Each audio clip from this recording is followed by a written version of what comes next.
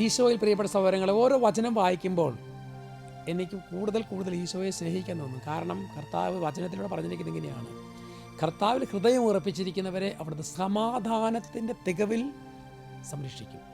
അപ്പോൾ കർത്താവിൽ ഹൃദയം ഉറപ്പിക്കുന്ന ദൈവത്തിൽ ആശ്രയിച്ച് രോഗം വരുമ്പോൾ കർത്താവിൽ ആശ്രയിക്കുന്നു, കടബാധ വരുമ്പോൾ അവിടുത്തെ ആശ്രയിക്കുന്നു, അല്ലെങ്കിൽ മക്കളെക്കുറിച്ചുള്ള ഉത്കണ്ഠയോടെ കർത്താവിനെ മക്കൾക്ക് സമർപ്പിക്കുന്നു. ഒരു ബിസിനസ് സ്ഥാപനക്കാരൻ കർത്താവിൽ ആശ്രയിച്ച് ബിസിനസ് മുമ്പോട്ട് കൊണ്ടുപോകണം. അല്ലെങ്കിൽ മറ്റേതെങ്കിലും ആവശ്യങ്ങൾ ഉണ്ടാകുമ്പോഴും നമ്മളുടെ ആ എല്ലാ കാര്യങ്ങളും കർത്താവിനോട് ചേർത്ത് വെച്ച് കൊണ്ടുപോകുന്നവനെ ദൈവം സംരക്ഷിക്കും.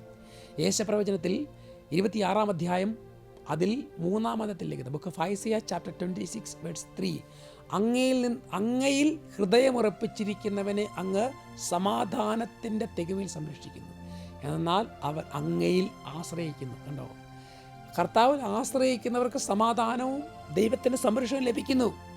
ഇത് നീ തിരിച്ചറിയണം.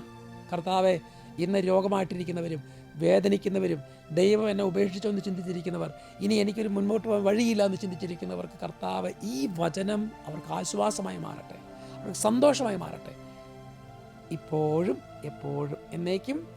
ആമേൻ.